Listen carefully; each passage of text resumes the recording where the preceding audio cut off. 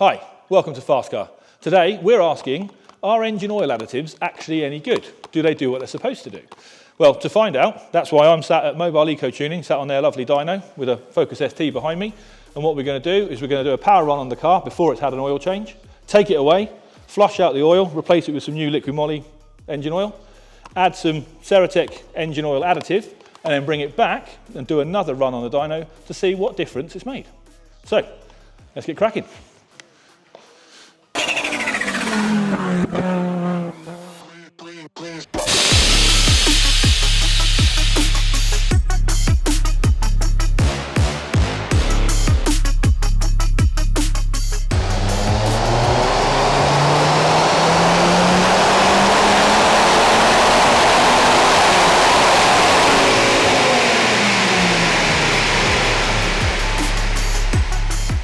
Right, so there you go, car's done its first dyno run. As you can see, it's made decent power, 260 odd horsepower, 440 newton meters of torque.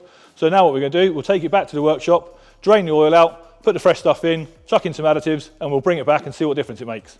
So here we are back at the workshop, just been on the dyno, and now we're going to start the work of flushing out the oil and replacing it with the new stuff and adding the additive. So the first thing we've got is some of Liqui Moly's Motor Clean, and we just put this in here, and then we run it up for sort of 10 minutes or so. And what that does is that will break down any deposits that are built up in the engine. And then when we drain the old oil, that'll just flush all that out with it. So it gives it a nice clean base for the new stuff to go in. Now with the oil flush in there, we just fire it up, let it run, let it idle for 10 minutes, let it work its way around the engine, clean all the stuff out, and then we'll just drain it out with the oil.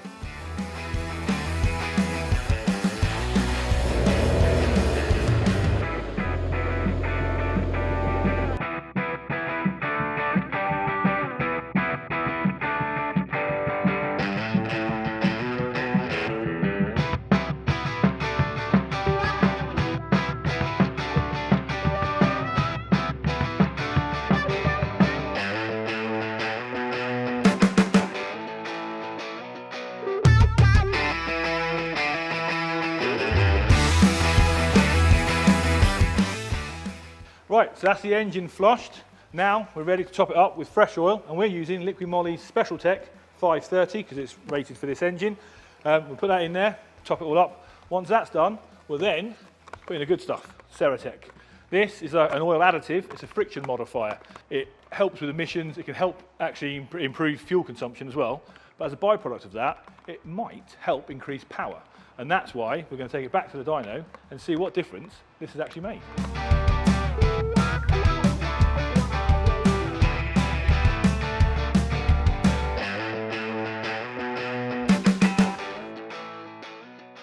Right, so there we go, all topped up, all levels are checked.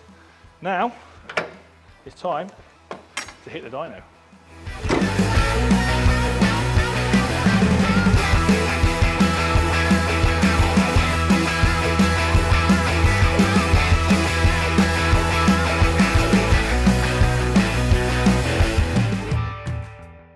Right, here we are, back at MET again. Car's on the dyno, as you can see. Already, we've only done a few miles, already it feels a little bit smoother, but now for the moment of truth. So on the dyno, I think it's all ready to go, so let's go!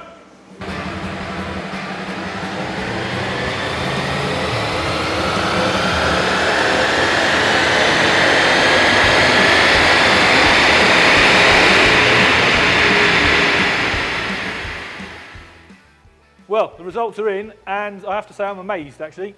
It's made best part of 20 horsepower difference, and all we've done is change the oil and put some Ceratec in. It's not just the peak figures. If you look at the graph, the power is coming in so much earlier, same with the torque. So grab David from MET, and he's just going to run through the graph of this just so we can have a little look at what's made the difference and why. We can't quite believe it. I've had to check data logs and everything just to make sure nothing else is going wrong. Yeah, he's gone through everything. We've logged in a whole lot. Or everything. Yeah. It's unreal. So obviously the torque comes in so much earlier.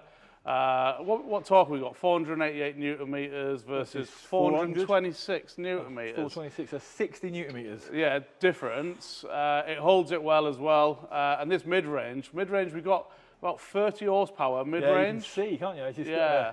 So we got, what's that? 210 to 238. So just under 30 horsepower mid-range. And we're bringing it in earlier. Yeah, you can see it's coming in a lot quicker. We're hitting peak 4, what's that? 4375.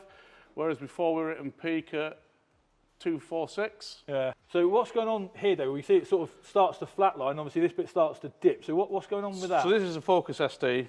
All of them suffer with the actuators. We did a data log on it actually. So data log, that's 3, data log, that's 2. You can see we make peak boost here, 220 kPa, well that's including atmospheric. And it drops off, it doesn't maintain boost, it drops right off to 1.75. So is it making like 1.2 bar there and like 0.75 there. You can see the wastegate actuator here working flat out, 93%. So you can see that the wastegate's weak, which is why it's not stock power.